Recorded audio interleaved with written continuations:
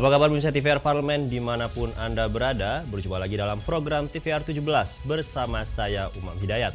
Tepat pukul 17 waktu Indonesia Barat kami hadirkan kepada Anda sejumlah informasi paling baru dan menarik seputar kinerja dan kegiatan DPR RI yang telah disajikan oleh redaksi TVR Parlemen. Pemirsa TVR Parlemen, inilah TVR 17 selengkapnya.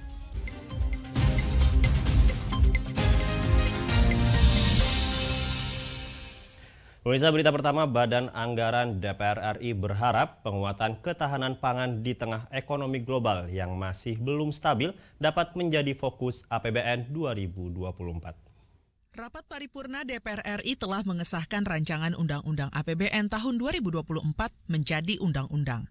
Anggota Badan Anggaran DPR RI berharap postur APBN tahun 2024 akan kredibel, sehat, dan berkesinambungan untuk meningkatkan kesejahteraan rakyat melalui penguatan ketahanan pangan. Dalam APBN tahun 2024, pendapatan negara disepakati Rp2.802,29 triliun, sementara belanja negara sebesar Rp3.325,11 triliun. Bobby Adityo menyampaikan beberapa catatan terhadap APBN 2024, seperti perlu penguatan tim pengendali inflasi daerah melalui program yang bersentuhan langsung dengan hajat hidup rakyat, serta dukungan berbagai lini untuk penguatan pangan di dalam negeri. Dalam APBN 2024 tadi ada beberapa penyesuaian-penyesuaian termasuk juga catatan yang nantinya akan dilaksanakan di akhir presidensi Bapak Jokowi di tahun 2024 ini. Akan tetapi ada beberapa permintaan seperti alokasi dana desa yang 5 miliar dan juga beberapa hal yang terkait dengan penguatan ekonomi karena memang sedikit di tahun 2024 itu akan ada pengetatan. Bobby Adityo menambahkan di tengah ekonomi global yang belum stabil, penguatan ketahanan pangan di tahun 2024 harus menjadi fokus APBN 2024. Mengingat adanya pelambatan pertumbuhan ekonomi global akibat interaksi perang dagang Amerika-China serta konflik Ukraina dengan Rusia. Kondisi tersebut juga menjadikan kenaikan harga pada sejumlah komoditas pangan. Rifki dan Temi, TVR Parlemen, melaporkan.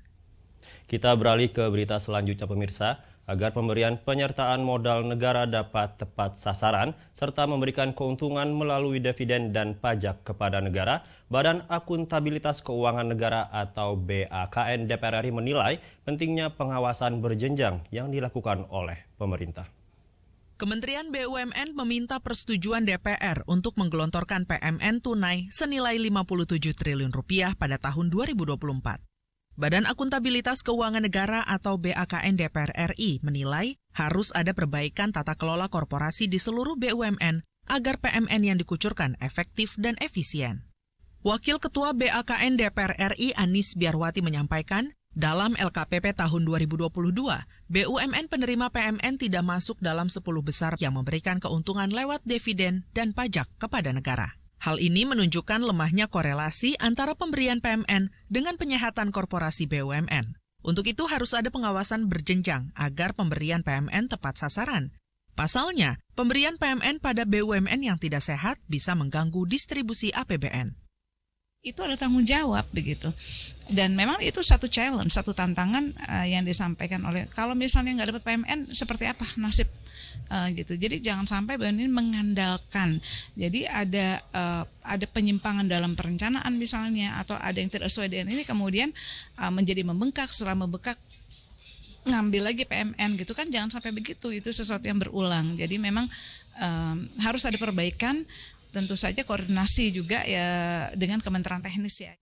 Lebih lanjut, Anis menilai beberapa BUMN yang menerima penugasan bidang infrastruktur seperti pembangunan perumahan, jasa marga, dan SMI mengalami gangguan kinerja dan perlambatan akibat pandemi COVID-19. Penugasan di luar kapasitas perusahaan dikhawatirkan menimbulkan ketergantungan BUMN pada PMN. Dari Jawa Timur, Amita, TVR Parlemen, melaporkan. Komisi 9 DPR RI menilai ketidakhadiran pemerintah Kota Bekasi dalam pertemuan untuk membahas kasus stunting menandakan ketidakseriusan pemerintah Bekasi dalam penurunan angka stunting di Indonesia. Angka stunting di Kota Bekasi tercatat mengalami penurunan. Pada tahun 2022, jumlah anak mengalami stunting sebanyak 4.575 anak. Meski mengalami penurunan, Komisi 9 DPR RI menyoroti angka stunting di Kota Bekasi. Sayangnya, Pemkot Bekasi tidak hadir menemui tim Komisi 9 DPR RI untuk membahas kasus stunting di Kota Bekasi. Ketua Komisi 9 DPR RI, Feli Estelita, kecewa dan mengkritik sikap Pemkot Bekasi yang dianggap tidak menghargai lembaga DPR RI untuk membicarakan target penurunan stunting di Indonesia, termasuk Kota Bekasi. Feli menegaskan Komisi 9 DPR RI akan melayangkan protes keras. Walaupun Kota Bekasi stunting ini cuma 6%, ya, tapi kita bicara secara utuh. Saya ingin agar kota ini harusnya bisa menjadi contoh. Ya. Banyak yang kita ingin sampaikan, kita ingin diskusikan dengan pemerintah Kota Bekasi, tapi sangat disayangkan sekali lagi, tanpa ada pemberitahuan, seluruh tim yang sudah hadir pada pagi hari ini tanpa ada perwakilan sama sekali. Jadi langsung peringatan keras. Anggota Komisi 9 DPR RI Itet Trijayati menegaskan pihaknya berkomitmen menekan angka stunting di seluruh Indonesia, termasuk Kota Bekasi. Oleh karena itu diperlukan dukungan pemerintah pusat dan seluruh pemerintah daerah. Bagaimana kalau ini juga tidak disikapi oleh pemerintah daerah? Kan seharusnya ada hubungan. Kalau saya kecewanya saya betul-betul secara serius dari data dan informasi. Data dan informasi kan selalu menjadi masalah. Hilman Hidayat, TVR Parlemen, melaporkan. Indonesia sudah merdeka 78 tahun. Namun masyarakat di RW 09 Desa Cikawung, Kabupaten Indramayu belum sepenuhnya merasakan kemerdekaan.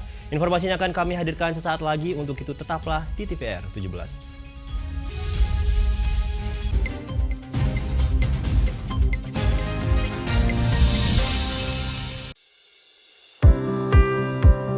Mengenal tugas dan fungsi DPR RI. Dewan Perwakilan Rakyat atau DPR adalah lembaga negara yang mewakili aspirasi rakyat. Kehadiran DPR RI merupakan salah satu bukti bahwa Indonesia merupakan negara demokrasi. Sebagai salah satu lembaga perwakilan rakyat, apa saja tugas dan fungsi yang diemban DPR RI? Berdasarkan pasal 20A ayat 1 Undang-Undang Dasar 1945, DPR memiliki 3 fungsi, yakni fungsi legislasi, anggaran, dan pengawasan. Tugas dan wewenang DPR berbeda untuk setiap fungsinya. Yang pertama, fungsi legislasi. Menyusun program legislasi nasional atau prolegnas, menyusun dan membahas rancangan undang-undang, menerima rancangan undang-undang yang diajukan oleh DPD, membahas rancangan undang-undang yang diusulkan oleh Presiden ataupun DPD, menetapkan undang-undang bersama dengan Presiden, menyetujui atau tidak menyetujui peraturan pemerintah pengganti undang-undang yang diajukan oleh Presiden untuk ditetapkan menjadi undang-undang. Yang kedua, fungsi anggaran. Memberikan persetujuan atas rancangan undang-undang tentang APBN yang diajukan oleh Presiden. Memberikan persetujuan terhadap pemindahantanganan aset negara maupun terhadap perjanjian yang berdampak luas bagi kehidupan rakyat yang terkait dengan beban keuangan negara. Menindaklanjuti hasil pemeriksaan atas pengelolaan dan tanggung jawab keuangan negara yang disampaikan oleh BPK. Memperhatikan pertimbangan DPD atas rancangan undang-undang tentang APBN dan rancangan undang-undang terkait pajak, pendidikan, dan agama. Yang ketiga, fungsi pengawasan.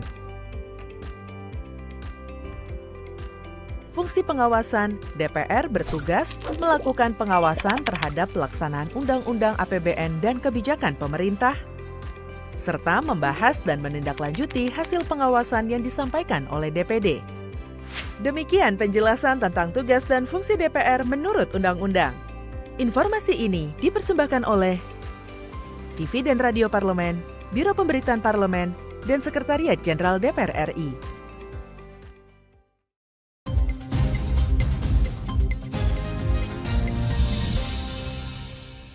Kembali di TVR 17. Selama lebih dari 25 tahun, sebanyak 330 kepala keluarga merasakan hidup tanpa aliran listrik. Selain hidup tanpa aliran listrik, masyarakat pun sangat kesulitan mendapatkan air bersih serta anak-anak yang kesulitan belajar. DPR RI berkomitmen bersama pemerintah akan mencari titik terang untuk menyelesaikan permasalahan listrik di Desa Cikawung ini. Pemirsa, untuk mengetahui informasi selengkapnya, mari kita simak laporan mendalam yang telah dihimpun oleh tim redaksi TVR Parlemen dalam segmen editorial Parlemen. Berikut ini.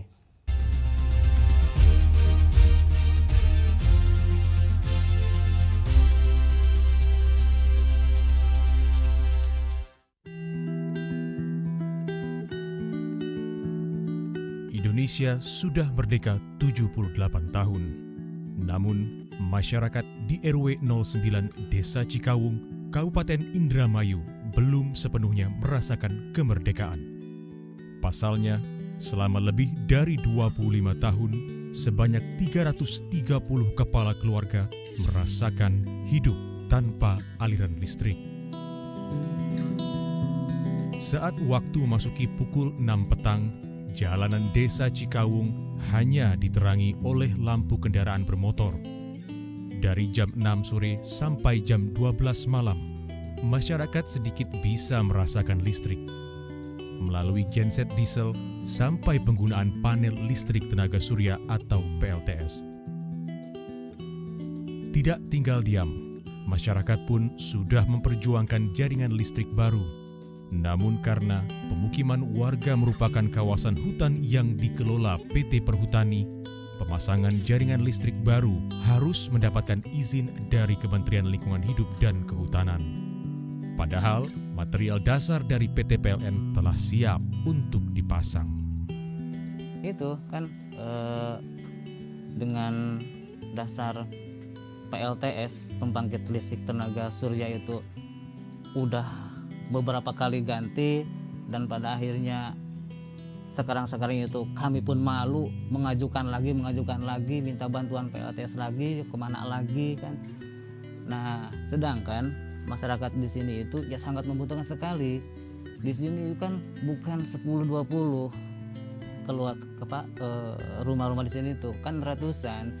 Nah, di situ juga kan banyak anak-anak yang harusnya pada waktu malam hari itu belajar mengaji kan, terus belajar PR di sekolahnya. Ya, selama ini kan anak-anak nggak bisa belajar ngaji di malam hari. Melalui usulan aspirasi yang dilakukan anggota Komisi 7 DPR RI Bambang Hermanto, masyarakat Desa Cikawung mulai memiliki harapan. Perjuangan yang sudah dilakukan oleh masyarakat diteruskan oleh Bambang Hermanto agar program jaringan listrik baru di Desa Cikawung dapat segera terrealisasi. Pada akhirnya, masyarakat bisa merasakan kehadiran negara melalui aliran listrik dan Desa Cikawung menjadi terang benderang. Ya, jadi hari ini memang kita sengaja berkunjung ke sini dengan melibatkan seluruh stakeholder ketenaga listrikan, ya, ada dari SDM, kemudian PLN, kemudian juga ada karena wilayahnya ada di desa hutan, sehingga kita harus melibatkan Kementerian Lingkungan Hidup yang dalam hal ini adalah Perhutani dan dari Kementerian Lingkungan Hidupnya sendiri. Kenapa? Karena usulan kita tahun 2022 ya, ini untuk penarikan jaringan listrik di desa ini sampai hari ini belum terrealisasi. Dan alhamdulillah hari ini dengan kita mempertemukan seluruh stakeholder, terjawab sudah semua kesulitannya di mana, hambatannya di mana, semua dijawab oleh masing-masing stakeholder, baik dari PLN maupun Kementerian Lingkungan Hidup, ya dijawab semua, dan insya Allah dalam waktu dekat ini sudah bisa terrealisasi pemasangannya. Dihadirkan langsung dalam forum yang diinisiasi oleh Bambang Hermanto, Kementerian Lingkungan Hidup dan Kehutanan berjanji akan segera mengeluarkan rekomendasi atas pembangunan jaringan listrik baru di kawasan hutan. Kami akan bantu penuh untuk percepatan pemenuhan kewajibannya, yaitu memasang tanda batas sampai kepada rencana yang akan digunakan terhadap pemasangan tanda ini. Luar biasa. Pada sisinya dari Kementerian akan mendukung dan mudah-mudahan betul-betul segera terlaksana. Baik dari PLN, Ibu, monggo silakan langsung bekerja. Kemudian dari listrik juga, dari SDM silakan masuk juga. Ya, monggo.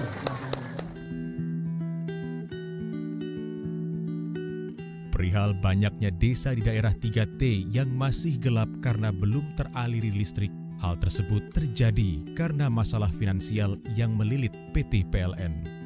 Sehingga program rasio elektrifikasi yang dinilai ampuh untuk menerangi desa menjadi terhambat. Mendorong PLN dalam meningkatkan rasio elektrifikasi ya. Nah, dalam konteks rasio elektrifikasi ini sekarang ini yang sangat tertinggal itu adalah desa-desa. Jadi masih banyak desa yang belum ada listrik ya. Jadi desa gelap itu yang belum dialiri listrik itu sangat banyak. Kesepakatan yang telah dibangun oleh anggota DPR RI bersama masyarakat dan pemerintah diharapkan dapat menjadi titik terang permasalahan listrik di Desa Cikawung, Kabupaten Indramayu, Jawa Barat. Tim Liputan TVR Parlemen melaporkan.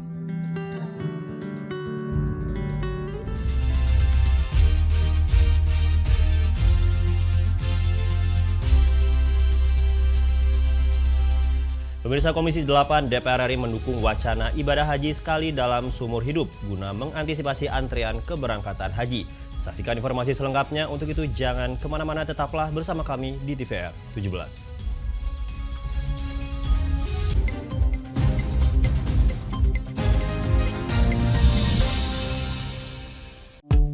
DPR RI memiliki fungsi diplomasi dalam menjalankan politik luar negeri sesuai dengan pasal 116 Undang-Undang MD 3. Kontribusi aktif BKSAP DPR RI memainkan peranan penting dalam memenangkan persaingan global melalui IPU, IPA, IPPF, IPA, dan PUIK. BKSAP memiliki komitmen yang tinggi dalam krisis kemanusiaan dunia. Fungsi diplomasi dijalankan untuk mendukung upaya pemerintah dalam melaksanakan politik luar negeri.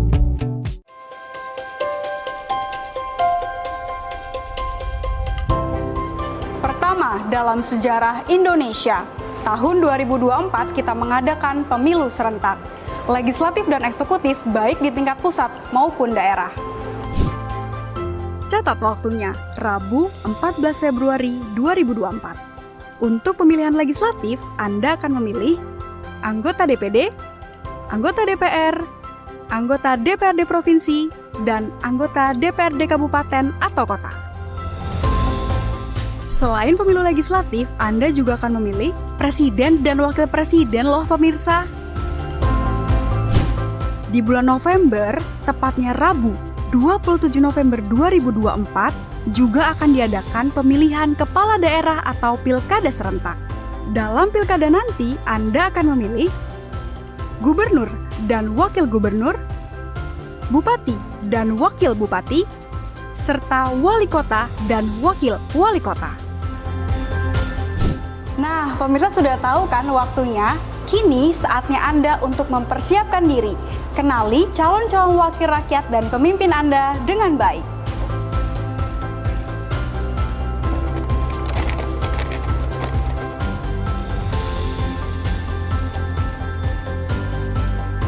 Jangan sampai kesempatan untuk memilih calon wakil rakyat dan pemimpin Anda terlewat begitu saja. Ayo ramaikan pesta demokrasi pemilu 2024 dengan meriah. Demi masa depan bangsa Indonesia.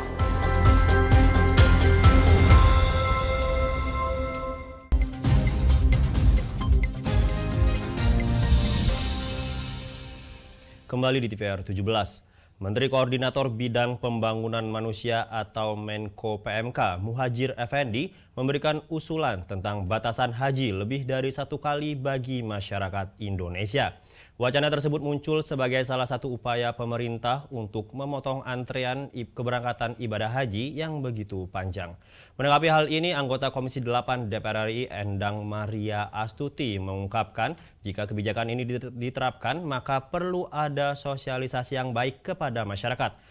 Namun pemirsa, pemerintah juga perlu memikirkan solusi alternatif lain guna mengurai antrian keberangkatan ibadah haji. Selengkapnya berikut liputan rekan kami Nazia Sudirja dengan anggota Komisi 8 DPR RI. Baik pemirsa TVR Parlemen dimanapun Anda berada, seperti yang diketahui bahwa pemerintah mengusulkan wacana kebijakan untuk pelaksanaan haji sekali seumur hidup. Dan untuk mengetahui tanggapan dari DPR terkait dengan hal tersebut, saya akan berbincang dengan salah satu anggota dari Komisi 8 DPR RI, yakni Ibu Endang Maria Astuti dari fraksi Golkar. Baik Bu, terkait dengan wacana untuk pelaksanaan haji sekali seumur hidup ini yang diusulkan oleh pemerintah, respon dari DPR terkait hal tersebut seperti apa nih Bu? Ya, kalau mengingat antrian panjang kita jamaah haji, kebijakan tersebut tentunya positif. Tetapi tentu saja harus ada sosialisasi ya, karena kita juga tidak bisa menghambat orang untuk melaksanakan ibadah haji. Nah, dengan sosialisasi mestinya juga ada solusi lain. Kalau memang sekali itu wajib untuk yang reguler. Nah, tetapi kalau misalnya mau ngambil yang plus, tentu jangan kita halangin. Kalau untuk reguler kita akan mendukung gitu ya, karena memang untuk reguler ini kan antriannya sangat panjang sekali, jadi itu keputusan yang tepat. Hanya saja jangan itu menjadi kaku ketika mereka memang mempunyai rezeki mau melaksanakan ibadah haji, tentunya diperbolehkan, hanya saja lewatnya tidak di reguler. Jadi itu bisa lewat plus, bisa lewat plus gitu ya misalnya. Itu saja saya kira, sehingga orang tidak galau juga, kan ada kalanya ingin melaksanakan ibadah haji untuk mendampingi. Nah, kalau memang uangnya itu lebih dari cukup, ya sebaiknya diarahkan untuk melaksanakan haji plus saja. Jadi sejauh ini dari Komisi 8 bersama pemerintah nih, pembahasan terkait dengan wacana ini seperti apa nih Bu? Kalau ini nanti pembahasan untuk evaluasi ya, evaluasi pelaksanaan haji beberapa waktu yang lalu. Jadi seperti yang kita ketahui bahwa haji yang kemarin ini hampir sama dengan haji tahun 2003.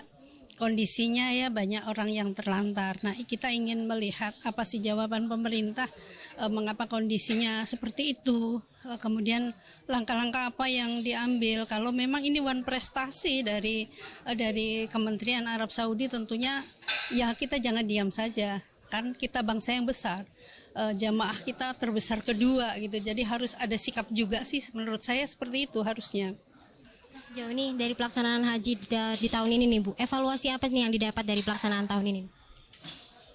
Kalau evaluasi kita tidak lepas dari seluruh pelaksanaan kemarin ya. Jadi ketika di Armusnah, khususnya problem utama itu di Armusnah, yaitu banyaknya jamaah kita terlantar di Musdalifah, yang mana itu sampai kekurangan air gitu ya. Dengan situasi apapun kita kan harus mengambil sikap perlindungan kepada jamaah. Nah, di sini bis-bis itu kan nggak bisa masuk, nggak bisa mengambil, bahkan yang di Arafah juga sampai tengah malam juga baru diangkut juga. Tentunya ini menjadi kegalauan ya bagi para jamaah haji yang melaksanakan ibadah haji pada saat itu. Kemudian juga di Minanya. Kemudian tempat ya kita tahu sih tempat di sana terbatas, tetapi sejauh ini harus ada langkah dari Kementerian Agama, karena ini adalah misinya misi negara. Jadi harus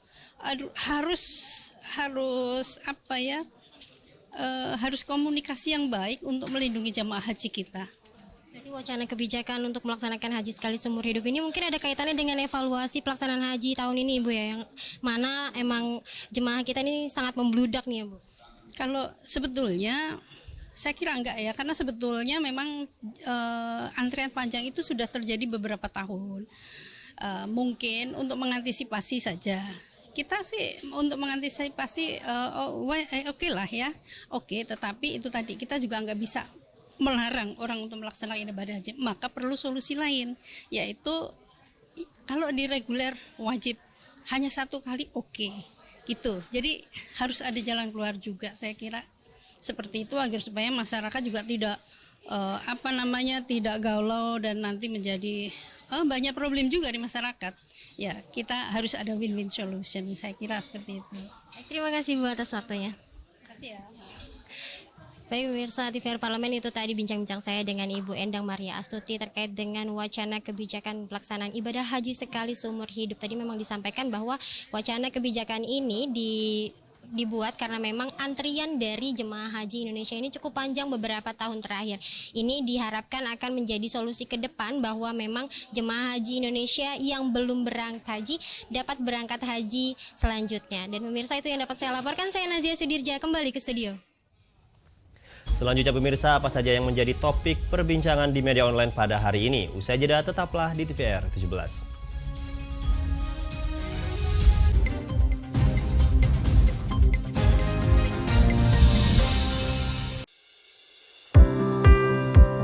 Mengenal tugas dan fungsi DPR RI. Dewan Perwakilan Rakyat atau DPR adalah lembaga negara yang mewakili aspirasi rakyat. Kehadiran DPR RI merupakan salah satu bukti bahwa Indonesia merupakan negara demokrasi. Sebagai salah satu lembaga perwakilan rakyat, apa saja tugas dan fungsi yang diemban DPR RI? Berdasarkan pasal 20A ayat 1 Undang-Undang Dasar 1945, DPR memiliki 3 fungsi, yakni fungsi legislasi, anggaran, dan pengawasan. Tugas dan wewenang DPR berbeda untuk setiap fungsinya. Yang pertama, fungsi legislasi.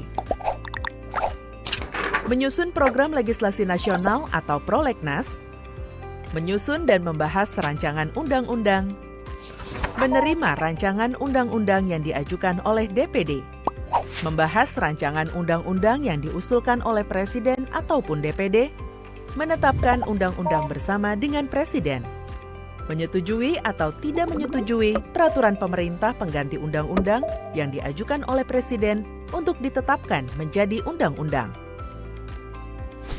Yang kedua, fungsi anggaran. Memberikan persetujuan atas rancangan undang-undang tentang APBN yang diajukan oleh Presiden. Memberikan persetujuan terhadap pemindahntanganan aset negara maupun terhadap perjanjian yang berdampak luas bagi kehidupan rakyat yang terkait dengan beban keuangan negara. Menindaklanjuti hasil pemeriksaan atas pengelolaan dan tanggung jawab keuangan negara yang disampaikan oleh BPK. Memperhatikan pertimbangan DPD atas rancangan undang-undang tentang APBN dan rancangan undang-undang terkait pajak, pendidikan, dan agama. Yang ketiga, fungsi pengawasan. Fungsi pengawasan, DPR bertugas melakukan pengawasan terhadap pelaksanaan Undang-Undang APBN dan kebijakan pemerintah, serta membahas dan menindaklanjuti hasil pengawasan yang disampaikan oleh DPD. Demikian penjelasan tentang tugas dan fungsi DPR menurut Undang-Undang. Informasi ini dipersembahkan oleh TV dan Radio Parlemen, Biro Pemberitaan Parlemen, dan Sekretariat Jenderal DPR RI. DPR RI memiliki fungsi diplomasi dalam menjalankan politik luar negeri sesuai dengan pasal 116 Undang-Undang MD 3. Kontribusi aktif BKSAP DPR RI memainkan peranan penting dalam memenangkan persaingan global melalui IPU, IPA, IPPF, AIPA, dan PUIK. BKSAP memiliki komitmen yang tinggi dalam krisis kemanusiaan dunia. Fungsi diplomasi dijalankan untuk mendukung upaya pemerintah dalam melaksanakan politik luar negeri.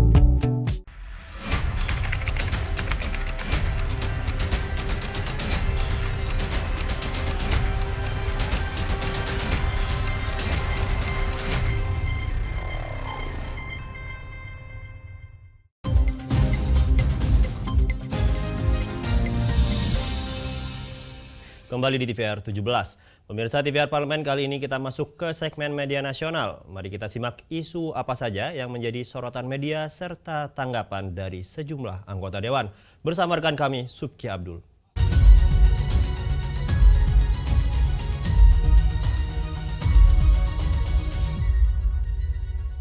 Halo, selamat sore pemirsa, berjumpa kembali bersama dengan saya Subki Abdul di hari ini Kamis 21 September 2023. Berita pertama yang menjadi headline media online pada sore hari ini dan juga menjadi sorotan di anggota DPR RI.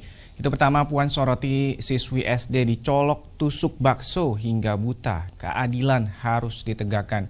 Di sejumlah berita nasional di media online pada hari ini, Ketua DPR RI Dr. Honoris Causa Puan Maharani menyoroti peristiwa perundungan yang menyebabkan kebutaan seorang siswi SD di Kabupaten Gresik, Jawa Timur baru-baru ini.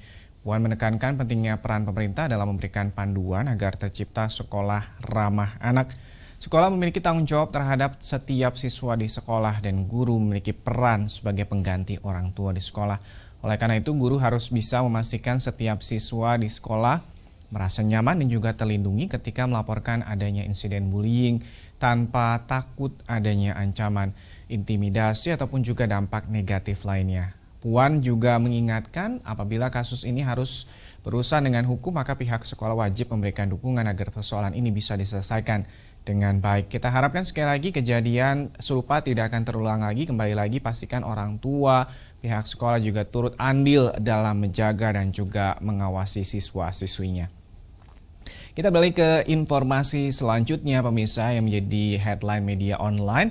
Ini info dari Komisi 2 DPR RI yang setuju jadwal pendaftaran Capres-Cawapres ini di tanggal 19 hingga 25 Oktober 2023 mendatang. Komisi 2 DPR RI bersama dengan Kementerian Dalam Negeri, KPU, Bawaslu dan juga DKPP menyetujui opsi yang termuat dalam rancangan peraturan Komisi Pemilihan Umum atau PKPU mengenai jadwal pendaftaran pasangan Capres dan juga Cawapres Pemilu 2024 pada 19 hingga 25 Oktober 2023. PKPU tersebut disetujui oleh seluruh anggota Komisi 2 DPR RI yang hadir, termasuk pemerintah yang diwakili Direktur Jenderal Politik dan Pemerintahan Umum Kemendagri Bahtiar dalam jalannya rapat yang dipimpin oleh Ketua Komisi 2 DPR RI Ahmad Doli Kurnia. Dalam rapat sebelumnya, pertanyaan persetujuan tersebut diajukan terhadap dua opsi usulan KPU terkait dengan jadwal pendaftaran Capres-Cawapres, yakni 19 hingga 25 atau 10 sampai dengan 16 Oktober 2023. Kita tunggu nanti siapa saja Capres dan juga Cawapres yang akan mendaftarkan diri di tanggal 19 hingga 25 Oktober 2023 mendatang. Dan pemirsa, itu tadi headline di media online pada sore hari ini terkait dengan Puan Maharani yang soroti siswi SD dicolok tusuk bakso hingga buta. Keadilan harus ditegakkan serta Komisi 2 DPR RI setujui jadwal pendaftaran Capres-Cawapres 19 hingga 25 Oktober 2023. Kita kembali rekan kami Umam Hidayat. Silakan Umam.